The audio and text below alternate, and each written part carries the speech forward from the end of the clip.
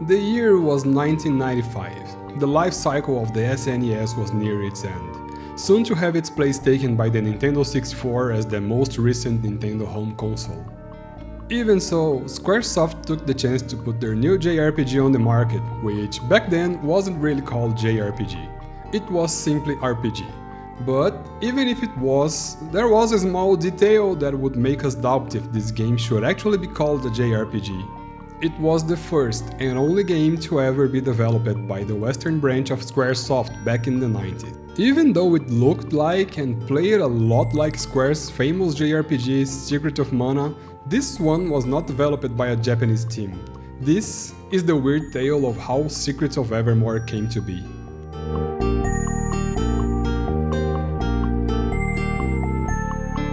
In this video, I'll cover the backstory of this game's development, as well as talk about the final product itself. A lot of info I used for the backstory portion of this video was taken from an interview with the lead programmer of this game, Brian Federal, which I'll leave the link on the description in case you want to read it for yourself later. By the way, I know that Brian is quite present in the internet and has even appeared on websites like GameFAQs to talk about his games, so Brian, in case you ever find and watch this video, I'm sorry if I didn't pronounce your name correctly. Anyway, in 1993 the world got to know the second game in the Seiken Densetsu series, and the first one to receive the Mana title in the West. Secret of Mana was released to critical praise and commercial success, granting it its position as one of the most important classics in the old-school action RPG's Hall of Fame. Meanwhile, Square was also trying to increase its appeal of its game in the West, as it was seen, for example, with the release of Final Fantasy Mystic Quest, a Japanese game that simplified the traditional Final Fantasy formula to make it more accessible to new players and, as such, maybe captivate a new audience in the USA. In fact, the game was even named Final Fantasy USA in Japan. Now, their next move on this journey would be quite bold. They would hire an entirely American team to try and develop something that would talk directly to their American audience. The team was assembled and they received some guidance to work with. Most specifically, they had to develop an action RPG, as it was believed that action games would appeal more to Westerners than turn-based games. And the tried and true formula used in Secret of Mana was chosen as the basis for this new approach. Initially, they started working on a game that was called Vex and the Mesmers, but ultimately ended up dropping this project to start anew. However, the legacy of this name can still be seen as an Easter egg during the opening sequence of the final product. According to Federal, even though this new project had a new story, setting and art, a lot of other things was carried to the project that would now be called Evermore. Yes, simply Evermore, no secret involved yet. Federal himself was a huge fan of Secret of Mana. This, summed up with Square's request of an action RPG and the success of that title, contributed to the decision that Evermore should be very similar to Secret of Mana. A lot of people believe that the game was even made on the same engine or used the same code as Secret of Mana, given how similar it is in so many aspects, from gameplay to UI. That, however, is not true. The team had access to Square's graphical editor called Sage, an acronym for Square's Amazing Graphical Editor. Pretty humble if you ask me, but not to the original code, meaning that the game was actually coded from scratch, trying to mimic everything from Secret of Mana's gameplay. It is safe to say that they really succeeded, since the final game played so much like Secret of Mana that, as I said, people even thought it was made using the same code. For decades, there was also the common belief that this game was made with the intention of being a Western Secret of Mana sequel, but that is also not true. Although it features so many similarities and is clearly based on Mana, this was never the team's intention. In fact, the decision of calling this game Secret of Evermore and even give it a logo that looked a lot like Secret of Mana's logo came from the marketing team, that thought the game would sell better if the audience could relate it to another popular title. This kind of thing is very common, and back then was even more common. The very idea of rebranding games like the first Mana to Final Fantasy Adventure and the first Saga to Final Fantasy Legend is an example of that. Believing that if people saw this game and thought, oh, a new Final Fantasy game, they would be more inclined to buy it. As such, Evermore became Secret of Evermore, strengthening even more the belief that this was actually directly related to Secret of Mana. Such practice is a double-edged sword. Yes, it may help you convince the player to buy your game, but it also sets some expectations that most likely will not be met, since, well, we're talking about a completely different product. Ultimately, that can be pointed as precisely one of the reasons this game received mixed criticism. The amount of comparisons to Secret of Mana would hurt Secret of Evermore more than bring it any praise. Not only that, this would also spark a long-running rumor about the game, that it was the culprit for Secret of Mana's true sequel, Trials of Mana, not being released in the West. The fact that Secret of Evermore stayed exclusive to US and Europe, while Trials of Mana was kept exclusive to Japan, didn't help either. It was a sequence of unfortunate events that would weigh heavily upon Evermore's reception. Trials of Mana was a great game, and way ahead of its time in many aspects. Not only that, but it improved on the Secret of Mana formula in so many ways, while Secret of Evermore reproduced Secret of Mana's gameplay almost one-to-one. Mana fans wanted Trials released in this side of the world. Not an attempt to replicate the previous game, but with an American setting of some sorts. However, the point is, Secret of Evermore never had anything to do with the cancelled release of Trials of Mana here. This was entirely on Square's shoulders, as they simply decided that the SNES was too close to the end of its life cycle to localize Trials of Mana, instead focusing on new projects for the new generation. Of course, information in the 90s depended heavily on magazines and events, so it wasn't as easy as it is today to simply Google it and find out the real reason. Rumors spread and people started hating Evermore, blaming it for not being able to play the real Mana sequel, which by the way was only released officially here a few years ago. In the end, the truth is that the localization team didn't have anything to do with the development of Secret of Evermore. It was completely separate and they didn't cease their work because of this. It was, just as I said, just a commercial decision made by Squaresoft itself, and totally unrelated to this development. The marketing on the game also didn't do it any good, with some grittier and edgy takes typical from the time, making the game look like something completely different than it actually was. But apart from all this, was the game actually any good? Was it unfair that it received such criticism and that it was left in the shadow of the much more beloved Mana series, and always treated like the Mana game that isn't? Well, let's get to it right now. Right off the bat, one can notice that the setting is completely different from that of Secret of Mana. The story takes place initially in the real world and it starts in the past, more exactly the 60s. Showing some mysterious experiments happening in a mansion around the city of Podunk in the USA. Then we have a time skip to the present, which is now actually the past for us in the real world, since the game takes place in 1995. We're presented to the main character, a very annoying cinephile boy that takes literally every single chance to mention a movie quote. I mean literally every single chance to be the annoying cinephile. We also see his dog coming out of the movie theater with him, which makes total sense since the boy probably doesn't have any other friends given how he only talks on movie quotes and probably no one can stand him. The story begins for real when the dog runs after a cat into the abandoned mansion and the boy follows him, finding a strand machine inside that transports both of them to a strange and futuristic lab, only to be thrown out and seeing themselves in a jungle. The UI shows up and we're presented to the controls, the movements, the combat system and the ring menu, which are all exactly the same as Secret of Mana. But the atmosphere here feels totally different, and I don't mean that in a bad way actually. Much to the contrary of the shiny glimmer present during the entire Secret of Mana high fantasy world, here we have a dark atmosphere, a mysterious and eerie soundtrack with even weirder monsters. That piqued my curiosity and encouraged me to explore this new and threatening world.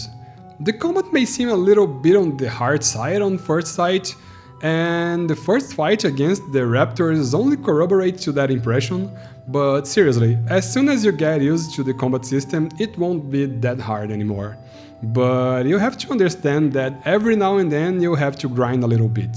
If not for character levels, you have to do it for weapon levels, so you're able to use charged attacks. Which, by the way, the game doesn't really teach you how to use it. I'm guessing it was probably on the game manual, but anyway, you just have to hold the attack button on a weapon leveled up to at least level 1 to use it.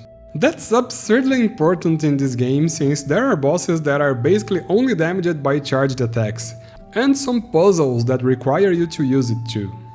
Now, back to the atmosphere. It's surely a great leap from the bright and beautiful world of Secret of Mana. Especially in the first section of the game, it even feels like there's a lot of horror elements, horrible creatures and bosses, and there's even a little bit of blood in there when you defeat your enemies. Something kinda unusual for games released for Nintendo consoles back then.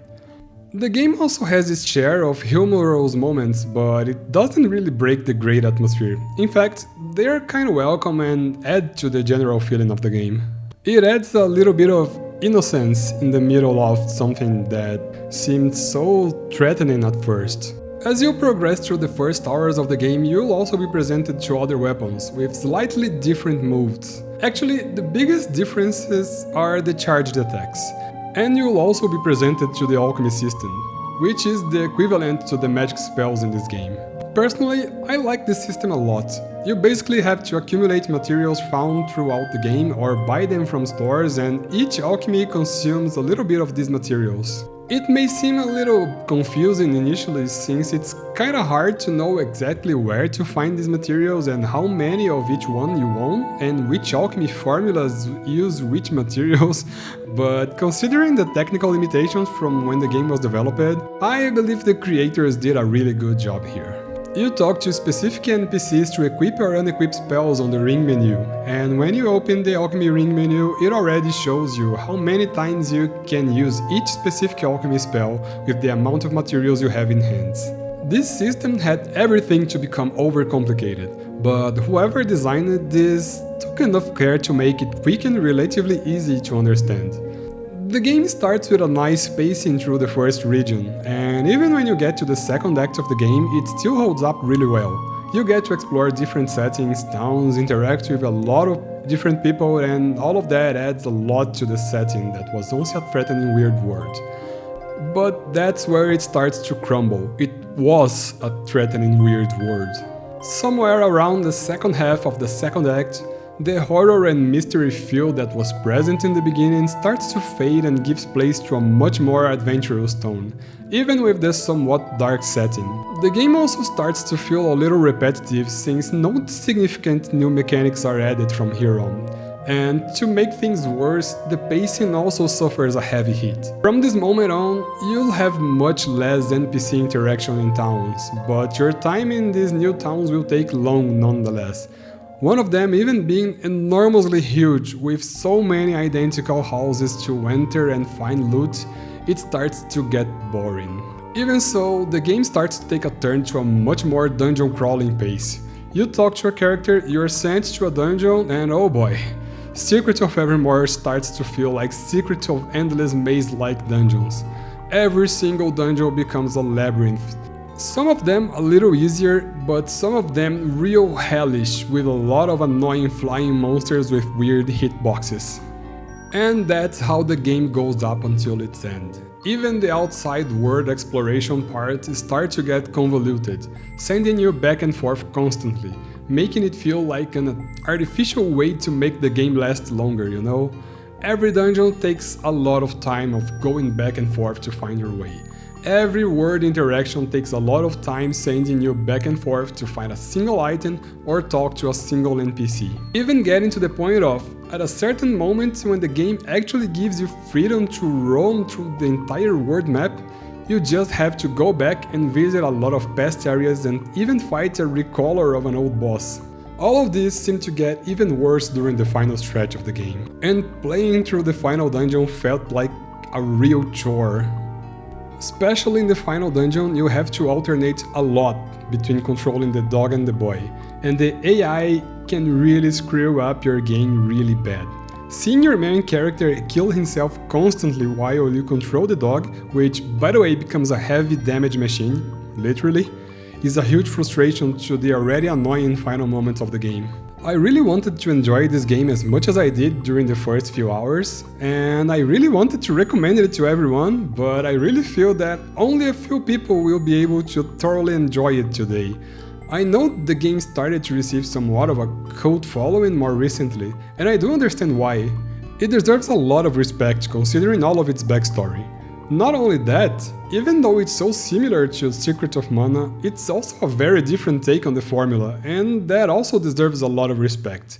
But in the end, it's also perfectly understandable why this game had a cold reception and fell into oblivion not many years later. The marketing didn't help, living in the shadow of Secret of Mana didn't help, but most of all, not being exactly a fun game is what hits harder than everything.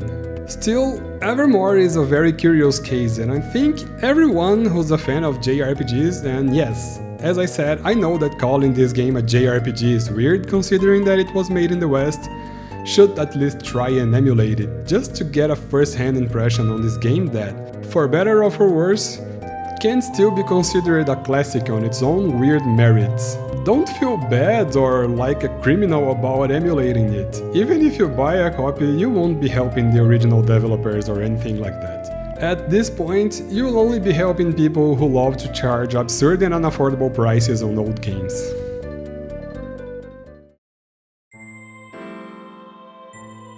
As it was said during Federal's interview, this game was too American to be a Japanese RPG, but also too Japanese to be an American RPG. It stood right in the middle, with tropes from both sides, but ultimately being rejected by the audience of its time. Not only that, the game never reached the Land of the Rising Sun officially. Even till this day, it was only released in the US and Europe. It had a lot of its own original ideas, but it's sad that most of them just falls flat throughout the game. With all of that said, I do believe the team did what they could with the constraints that they had. And I also believe they could do better had they had more chances at developing other games together. But as far as I know, part of the team disbanded and other part was assimilated by other studios. So we'll never really know. So, what do you think of this game? I know that, in spite of it all, there's actually a number of people who loves it, and I'd love to read your opinions on it. Be sure to write it down on the comment section. And for those who never played this game, I hope you enjoyed this video, and in case you ever try Secret of Evermore by yourself, by all means, come back here and tell me if you agree or disagree with me. Thank you all for accompanying me through one more of my What About videos, and don't forget to like and subscribe if you haven't yet. And if you really enjoy my content and would like to see me making more videos, consider helping me through Ko-fi. The link's available in the description. Thanks again and see you next time!